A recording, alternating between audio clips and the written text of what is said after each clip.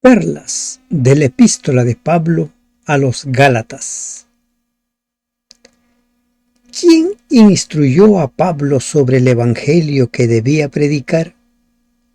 ¿Cómo mostraron su conformidad los apóstoles al evangelio predicado por Pablo? ¿Por qué Pablo reprendió a Pedro? ¿Por qué el cristianismo y el judaísmo son incompatibles? Padre nuestro que estás en los cielos, te suplicamos esta mañana, Señor, que nos acompañes en el estudio de tu palabra. Guíenos, Señor, de tal forma que podamos entender el mensaje, que podamos concentrarnos en el mensaje que tienes para nosotros. En el nombre de Jesús te lo rogamos. Amén. Buen día, hermanos de esperanza. Continuamos el Evangelio de Gálatas. Pablo está hablándonos acerca de su ministerio, acerca de su Evangelio. Nos está dando algunos datos relacionados con su ministerio, cómo se inició, quién le dio el mensaje, cómo se relacionó con los apóstoles. En el versículo 1 del capítulo 2 continúa la temática del capítulo 1. Dice: después, pasados 14 años, subí otra vez a Jerusalén con Bernabé, llevando también conmigo a Tito. Pasados 14 años. Recordemos algunos puntos necesarios. 1. ¿Cuál es el propósito de la carta que Pablo escribió a los Gálatas? Y ese propósito era mostrar que la salvación solo es por gracia. La justificación por la fe en Jesucristo. No se puede lograr la salvación por medio del esfuerzo humano o por obra alguno que uno quisiera hacer. No se puede. Lo otro que debemos tener en cuenta es lo siguiente. La Biblia tiene como propósito mostrarnos el Evangelio eterno, el plan de salvación. Ese es el mensaje central de la Biblia, mostrarnos a Jesús como nuestro Salvador. Permitir que nosotros retornemos al Edén perdido. En la Biblia vamos a encontrar nosotros registros históricos, vamos a encontrar registros sobre la creación, cómo Dios sacó a Israel de Egipto, una serie de informaciones. Incluso vamos a encontrar alguna información sobre el peso del aire, la forma de la tierra. Pero el propósito principal de la Biblia es hablarnos acerca de la salvación. ¿Cómo es que Dios se propone salvarnos? ¿Por qué digo esto? Cuando las personas quieren, encontrar dificultades, discusiones, lo van a encontrar porque la Biblia puede darnos algunos datos aparentemente no completos. Por ejemplo, en relación a la visita de Pablo a Jerusalén. Lucas, en el libro de Hechos, nos habla de 3 visitas. Hechos 9, 26 al 30, Hechos 11, 27 al 30 y Hechos 15, 1 al 29. 3 visitas, mientras que Pablo solo menciona 2 visitas, Gálatas 1, 18, 19 y el Gálatas 2, 1 al 10. A raíz de esto se ha generado una discusión, teorías, pareceres, no, a mí me parece esto, no, yo creo esto. El propósito de la Biblia no es darnos datos precisos sobre la historia, ese no es el fin, nos va a dar mucha información, pero el principal propósito de la Biblia es mostrarnos el camino de la salvación. Eso no lo perdamos de vista. Hay gente que dice: yo no creo en la Biblia porque hay ciertas fechas que no coinciden. Puede ser. Como en la misma historia secular, hay muchos datos históricos que no coinciden. Sobre un mismo tema, los historiadores escriben de una manera, otra manera, nos dan datos, fechas. Insisto, no pierda de vista, el propósito de la Biblia es mostrarnos el camino hacia la salvación, el camino hacia Cristo. Allí la Biblia no tiene ni vacíos, no tiene ni contradicciones, ni nada por el estilo. Pasados 14 años, subí otra vez a Jerusalén con Bernabé, llevando también conmigo a Tito. 14 años desde su conversión o 14 años después de la primera visita que menciona en Gálatas 1. Allí tampoco se ponen de acuerdo los eruditos, los maestros, cada quien saca su punto de vista. Y él dice, pero subí según una revelación. En la versión Jerusalén dice, subí por una revelación. Si esta visita y la de Hechos 15 son la misma, la declaración de Pablo de Dios, que Dios lo dirigió para que visitara Jerusalén, parece estar en conflicto con la de Lucas, como les vengo diciendo, el cual dice Pablo, ¿no?, que Pablo y Bernabé fueron enviados a Jerusalén por la iglesia de Antioquía. Pero lo que es evidente es que Pablo y la iglesia de Antioquía fueron dirigidos por Dios, por el Espíritu Santo.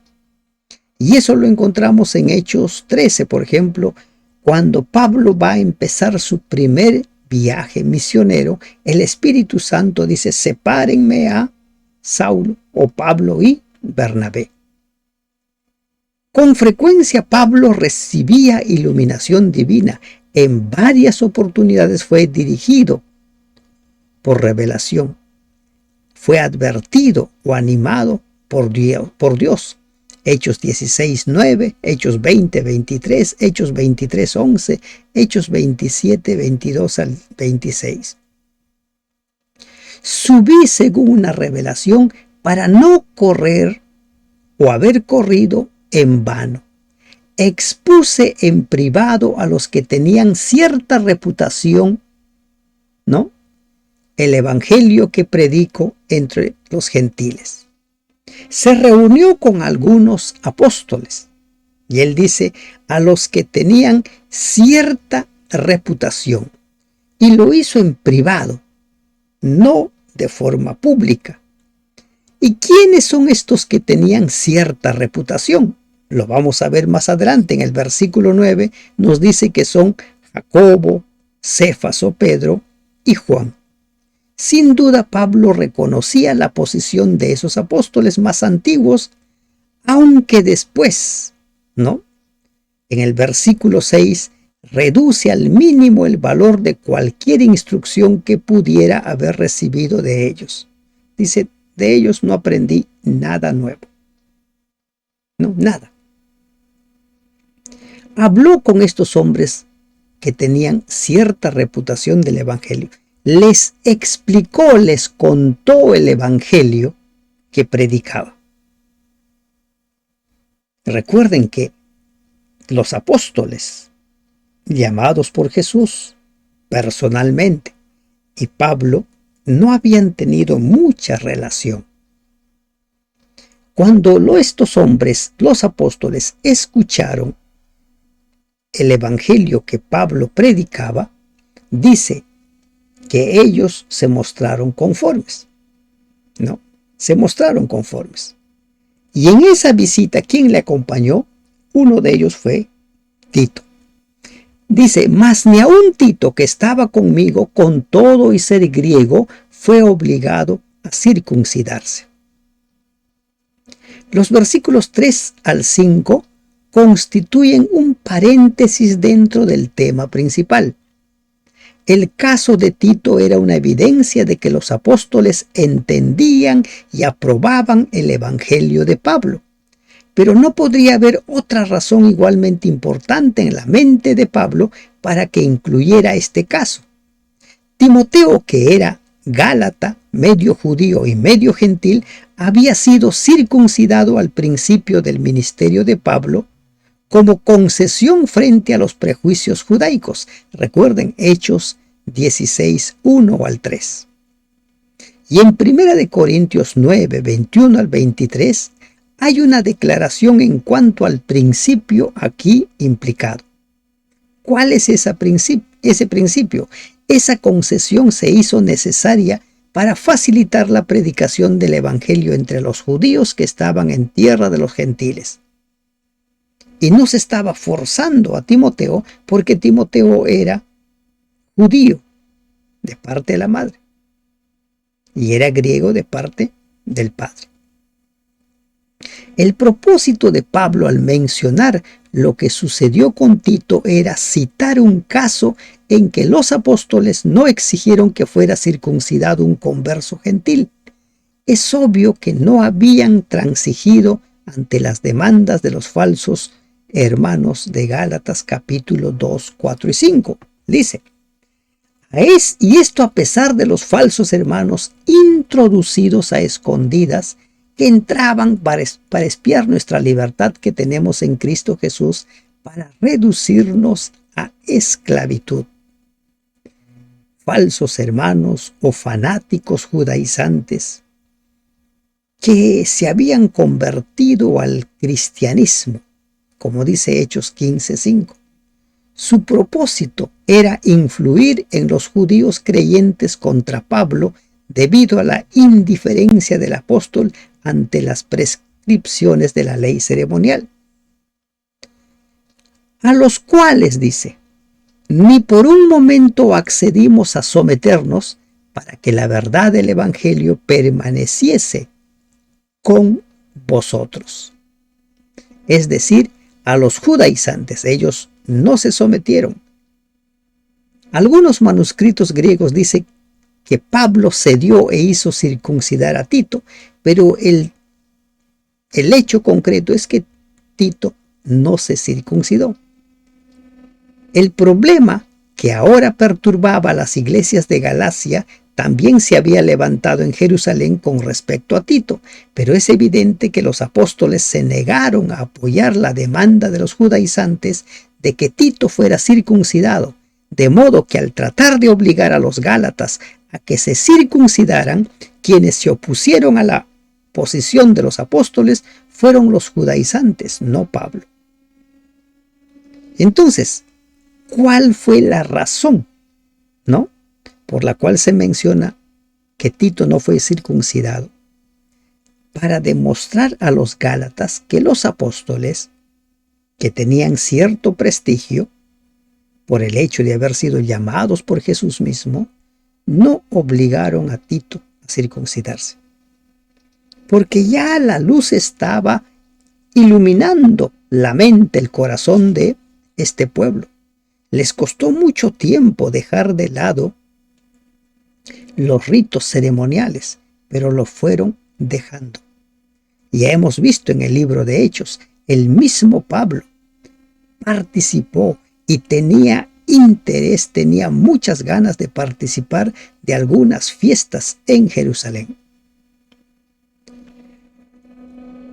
Pero de los que tenían reputación de ser algo, volvemos al tema de la reunión de Pablo con los líderes, con Pedro, con Jacobo, con Juan, que dice, pero de los que tenían reputación de ser algo, a mí pues los de reputación nada nuevo me comunicaron. Y aquí vuelvo a lo mismo que les dije ayer. El mismo que instruyó a Pedro, a Juan, a Jacobo, a Tomás, a todos ellos, fue Jesús. Él mismo instruyó a Pablo.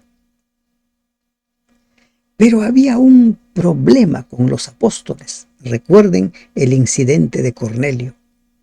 A ellos les costaba romper esa creencia, esa forma de pensar de el papel de los gentiles frente al evangelio o el evangelio frente a los gentiles. Y Jesús llama a Pablo para hacer esa tarea. Y no está llamando a un gentil, está llamando a un judaizante, está llamando a un fariseo de fariseos. Pero a este hombre, por alguna razón, no le costó tanto entender que el Evangelio es para todos y no le costó tanto entender que los servicios religiosos, las ceremonias religiosas, los ritos religiosos habían cumplido con su función. Por ejemplo, el de la circuncisión. El mismo Evangelio lo recibieron los apóstoles personalmente de Cristo. El mismo Evangelio lo recibió Pablo por medio de revelaciones. Este Evangelio tiene un solo autor, y ese es Cristo. Entre paréntesis, leemos: lo que hayan sido en otro tiempo, nada me importa, Dios no hace acepción de personas. Dios revela su mensaje a todos los verdaderos buscadores, le dijo Jesús a la samaritana. El mismo Jesús también lo mencionó: los que quieren encontrar la verdad lo van a encontrar. Los que quieran ser instrumentos de Dios en sus manos, lo van a ser. Y van a recibir la revelación del Evangelio. El Espíritu Santo, Dios es el que revela el Evangelio. Y esto no lo aprendemos, entiéndase bien. Esto no se aprende en las aulas. Esto se aprende en comunión con Dios. Las aulas nos pueden ayudar a desarrollar herramientas, como dominar el hebreo, cómo aplicar la hermenéutica y otras herramientas que podamos ir aprendiendo. Pero la revelación, la comprensión, entender el Evangelio es obra del Espíritu Santo. Eso hay que tenerlo muy claro. Dice: los de reputación no me enseñaron nada. Nada nuevo me comunicaron. ¿Por qué? Porque el Evangelio viene de una fuente, y esa fuente es Dios, esa fuente es el Espíritu Santo. Antes, por el contrario, como vieron que me había sido encomendado el Evangelio de la circuncisión, de la incircuncisión, como a Pedro el de la circuncisión, pues el que actuó en Pedro para el apostolado de la circuncisión, actuó también en mí para con los gentiles. ¿Qué nos está diciendo Pablo? El mismo autor, el mismo. El que instruyó a Pedro, me instruyó a mí. El que instruyó a los demás, me instruyó a mí. Y esto es vital que lo entendamos, para dejar de lado aquello de que Pablo dijo y Jesús dijo, que los apóstoles dijeron, y que muchos le creen más a Pablo, tergiversando sus escritos, y dicen que Pablo dice que ya no existen los mandamientos, ya fueron clavados, ya fueron anulados, el sábado ya no es el día de reposo, porque Pablo dice y Pablo dice. Pablo recibió el Evangelio de Cristo. Los apóstoles recibieron el Evangelio de Cristo. Los profetas recibieron el Evangelio también del Señor. Los profetas son mensajeros de Dios. ¿Se dan cuenta? Dios no se contradice. Dios es el mismo ayer, hoy y siempre. ¿De acuerdo? Entonces Pablo está dejando claro: como vieron que me había sido encomendado el Evangelio de la incircuncisión, o sea, el Evangelio a los gentiles. ¿Ese Evangelio era nuevo? No era nuevo.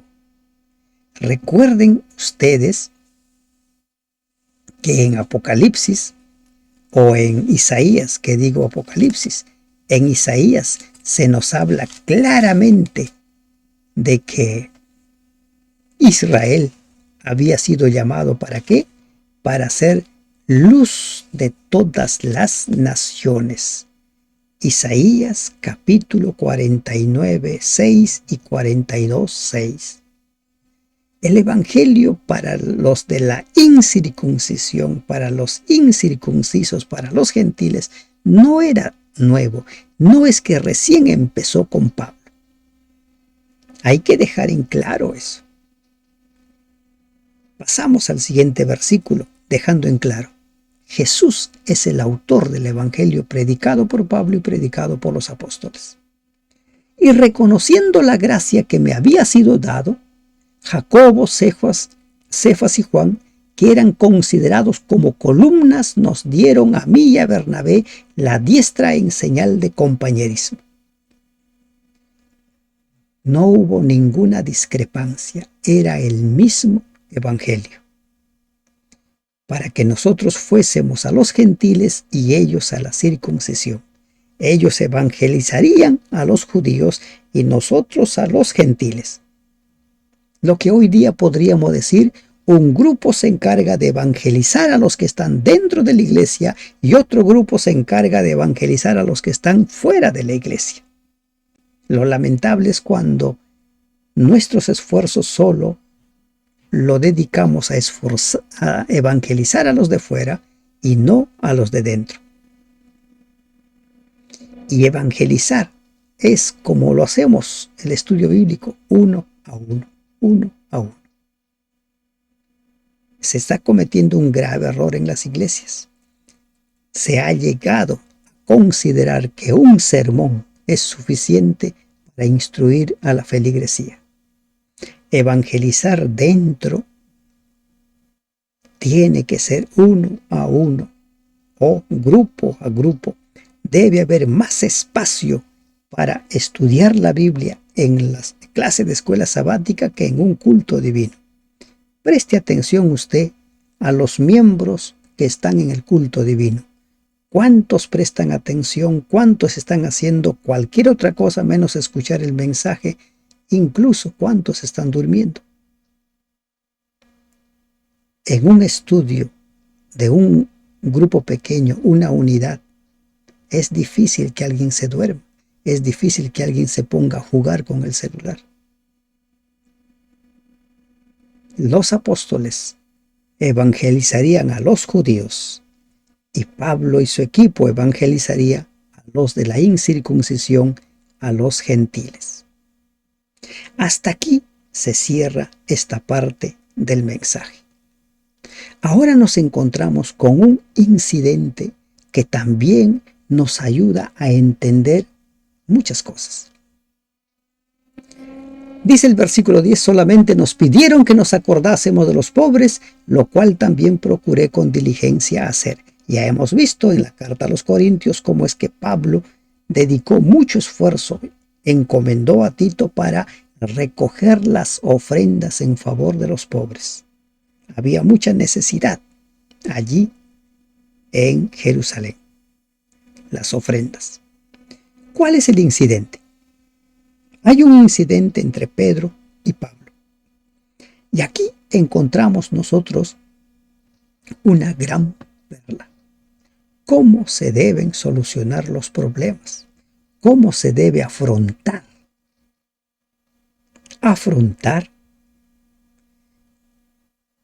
un problema delicado cuando está involucrado un alto dirigente de la iglesia. Hay muchos que se callan cuando se trata de un dirigente, cuando se trata de un pastor. Se quedan callados. No, ¿qué le voy a decir? Aprendamos. Miren lo que sucede. Pero cuando vino Pedro a Antioquía, ¿no? Recuerden que Antioquía era la sede del evangelismo a los gentiles.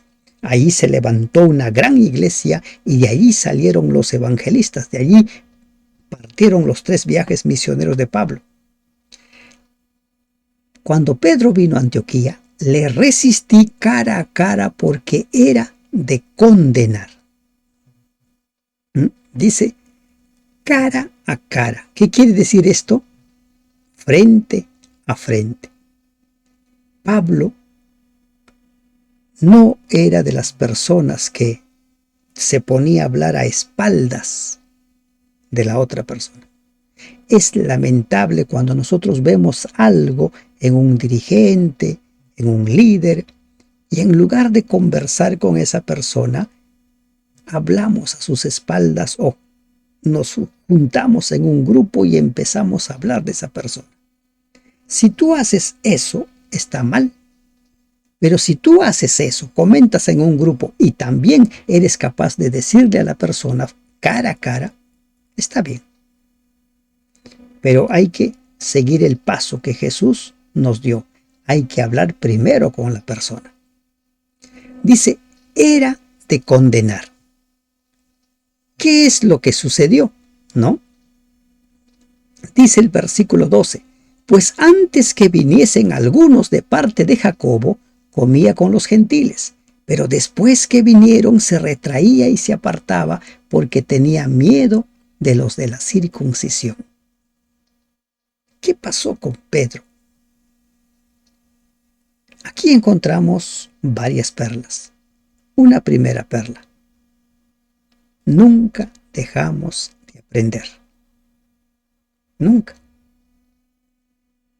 Muchos defectos podemos ir arrastrando y lo vamos a ir aprendiendo a dejar en el camino. Vamos a ir puliendo nuestro carácter en el camino.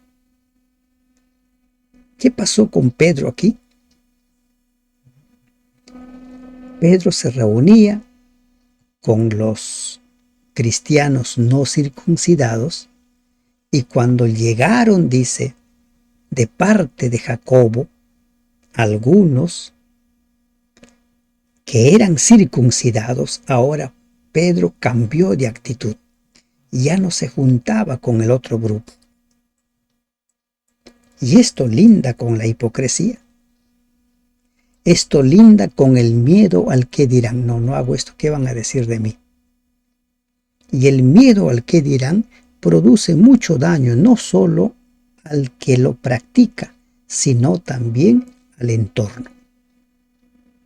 Entonces aquí Pablo vio algo que no estaba bien. Esto parecía, ¿no es cierto?, algo, como dice Santiago, de doble ánimo. Esto no está bien. Y en su simulación participaban también los otros judíos. De tal manera que aún Bernabé fue arrastrado por la hipocresía de ellos. Miren, el miedo al que dirán de Pedro se convirtió en la hipocresía de las demás personas, incluido Bernabé. Eso es lo peligroso. ¿Cuántos días pasaron? No sabemos. No sabemos si fue el mismo día. Pero el hecho es que Pablo estuvo observando esta conducta indebida. ¿Y qué hace Pablo? ¿Se reúne con otros para rajar de Pedro? No, ¿verdad? No hace eso. Y eso es lo que nosotros tenemos que aprender. Tenemos que hablar con la persona directamente, porque empezó a arrastrar a los demás en la misma hipocresía. Y no solo esto. Cuando Pedro empieza a retraerse de los demás hermanos, ¿qué creen ustedes que esos hermanos pensaban de Pedro? El gran apóstol, aquel que habló con Jesús, aquel que siempre sobresalía. No solo se estaba desfigurando frente a los judaizantes, sino también frente a los cristianos incircuncisos, a los gentiles. Porque la hipocresía, lamentablemente, es fácil de ver.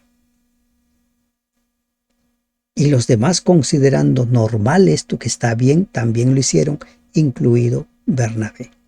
Entonces Pablo decide solucionar este problema. Cuando los pecados son públicos, el tratamiento es público. Cuando el pecado es privado, el tratamiento es privado. Pero cuando vi que no andaban rectamente conforme a la verdad del Evangelio. ¿Cuál es la verdad del Evangelio? Que pueden pertenecer al pueblo de Dios los circuncisos y los incircuncisos, los judíos, los gentiles, todo aquel que entregue su vida al Señor. Todos pueden formar parte del pueblo de Dios. El proceder de Pedro, Bernabé y los otros judíos causaba confusión y división en la iglesia. La cuestión implicaba mucho más que la conducta de los dirigentes. Estaba en peligro el bienestar de los creyentes gentiles y aún la suerte del evangelio. Si se permitía que triunfaran los judaizantes, entonces el evangelio, la salvación por la fe en la muerte expiatoria de Jesús, sería suplantado por la doctrina de la salvación mediante las obras de la ley. Entonces la verdad del evangelio no sería proclamada más. Le dije a Pedro delante de todos: cuando el pecado es público, el tratamiento es público. La reprensión fue pública porque la falta era pública. Eso hay que tenerlo en claro. Cuando un pecado es privado, el tratamiento es privado. Estaban implicados todos o casi todos. Posteriormente Pablo escribió a Timoteo que una reprensión pública para un pecado manifiesto es eficaz para impedir que otros participen del mismo proceder. Primera de Timoteo 5:20. La conducta de Pedro y de los otros judíos creaba una división en la iglesia y amenazaba con destruir la unidad en Cristo de gentiles y judíos. La perspectiva era desastrosa. Pablo dirigió sus observaciones a Pedro porque la conducta de éste era la causa principal de la crisis que se había producido en esa ocasión. Hay que ir a la fuente, hay que tratar el problema en la raíz. Y eso es lo que hizo Pablo. ¿Cómo hacer frente a los problemas? No hay que tener miedo en hacerle ver su error a la persona, por más alto dirigente que sea. Y le dice: si tú, siendo judío, vives como los gentiles y no como judío, ¿por qué obligas a los gentiles a judaizar? El súbito cambio de proceder de Pedro obligaba a los gentiles a someterse a las exigencias de los judaizantes, de que se circuncidaran y observaran los ritos judaicos para que pudieran continuar las relaciones amistosas. Oye, tienes que circuncidarte. Oye, tienes que hacer esto. Y muchos, por lo visto, se vieron obligados. Y ahora Pablo reprende a Pedro. ¿Cuál es la respuesta de Pedro? Pedro, por lo visto, no dijo nada. Posiblemente Pedro estuvo avergonzado, no sabemos. No se nos da información al respecto.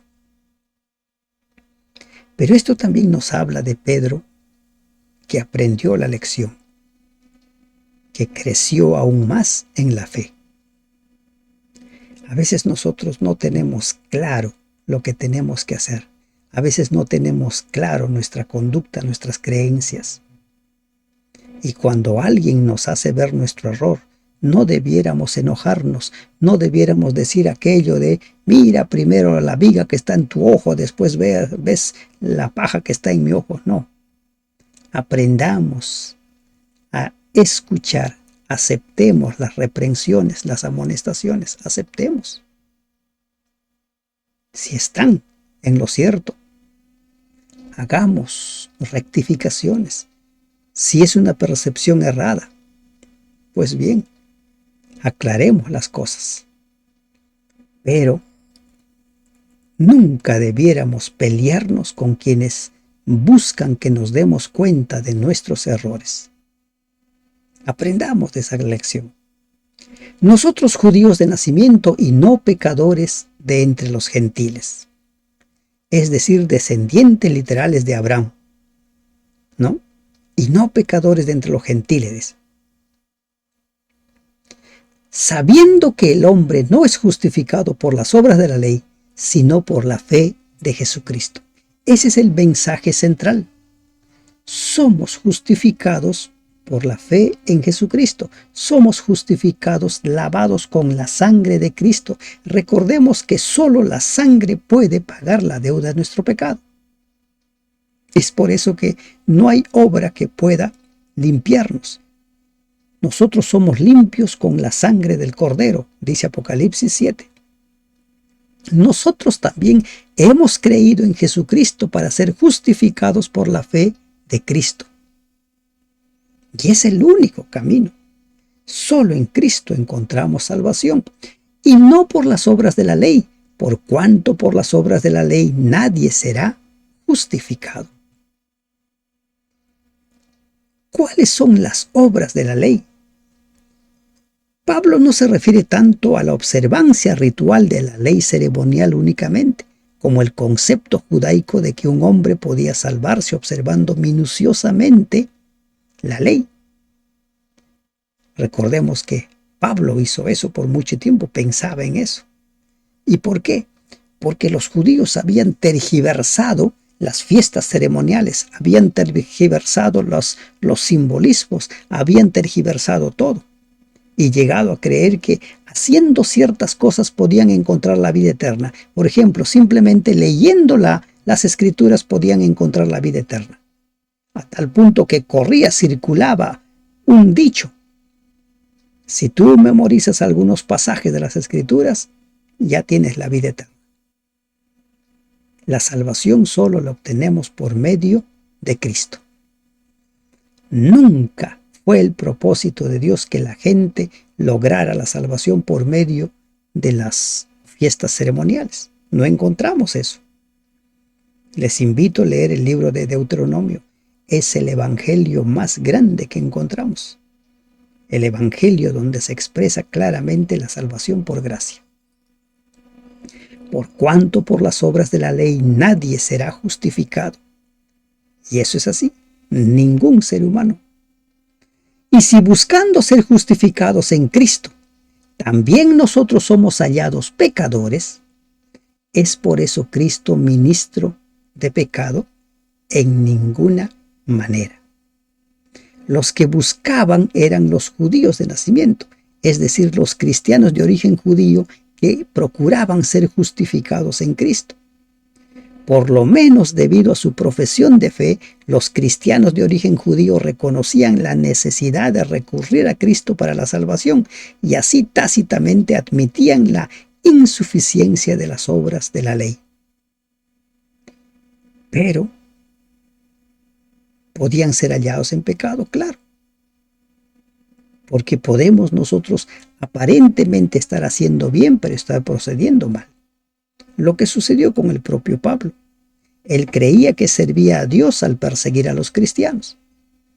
Pero cuando se encuentra con Cristo, cuando entiende el espíritu de la ley, se da cuenta que no era así. No era.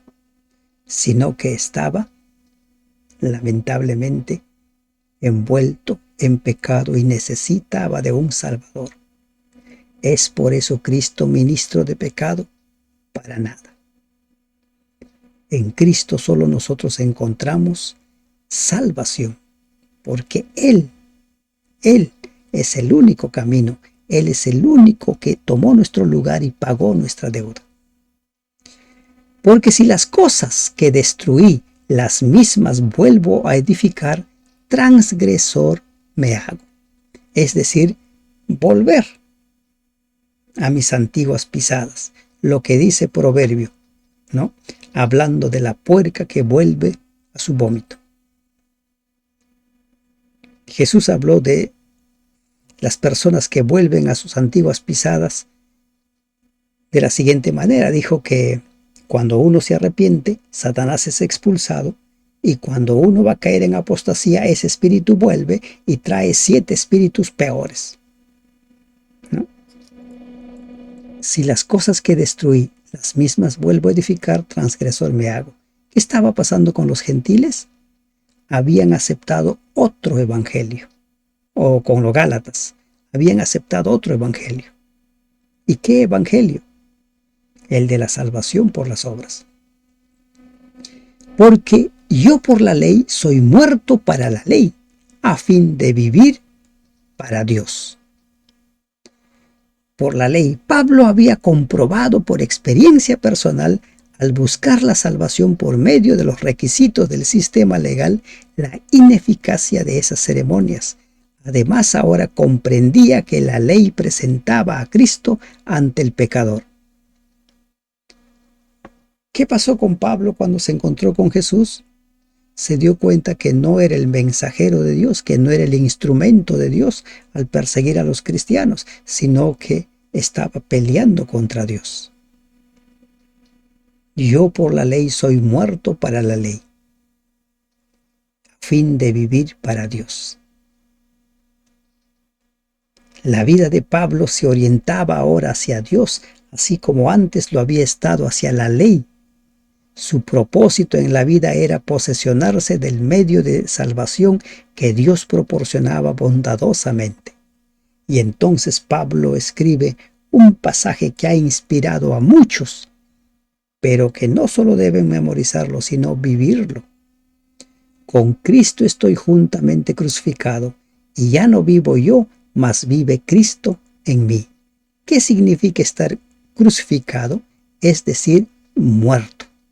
Es decir, morir cada día. Pablo había aceptado la expiación proporcionada por la muerte de Cristo en la cruz. Se consideraba a sí mismo como muerto al pecado, al mundo y a los métodos ideados por el hombre para lograr la justificación, como si él hubiera sido realmente crucificado. Ya no sentía la atracción de esos métodos, en su corazón no había respuesta para ellos. Él entendió que solamente Cristo es el que salva. Muero cada día. Dejo de depender del mundo cada día. Dejo de lado mis pensamientos terrenales cada día y voy transformándome a imagen y semejanza del Maestro. Y lo que ahora vivo en la carne, porque aún estaba en la carne, como nosotros aún estamos en la carne, lo vivo en la fe del Hijo de Dios. Lo vivo en la fe del Hijo de Dios, es decir, fe en el Hijo de Dios. Fe en Jesús, el cual me amó y se entregó a sí mismo por mí. ¿Por qué se entregó Cristo por nosotros?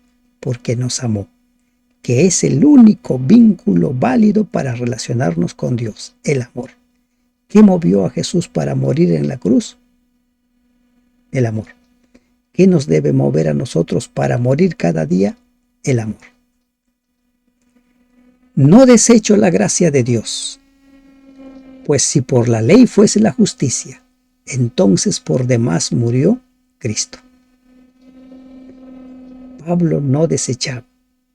Volver al sistema legal de justificación por las obras anularía todo lo que se ha recibido delante de la gracia de Dios, por la fe en Jesucristo. Solo por la fe en Jesucristo podemos tener la salvación. Pablo se niega a acceder, aunque sea por un momento, a las exigencias de aquellos que, como Pedro y los judaizantes, insisten en volver a las obras de la ley como base para la justificación. Pedro creía en eso. Algo pasó en la vida de Pedro en ese momento. Pedro ya había sido instruido, recuerden, por Dios mismo, cuando lo mandó a la casa de Cornelio. Pero ese es el proceso de la santificación. Ese es el proceso del aprendizaje, de la conversión. Hay cosas que aún no entendemos, hay cosas que aún practicamos, que aún arrastramos, pero en la medida que vamos creciendo día a día, en la medida que cada día morimos, en la medida que cada día somos crucificados, la luz irá iluminando más y más nuestra vida hasta llegar a vivir en la verdad. Pero ese es un proceso que en algunos toma más tiempo y en otros menos tiempo. Pero recuerda, el único camino de salvación es Cristo. Que Dios te bendiga. Amén.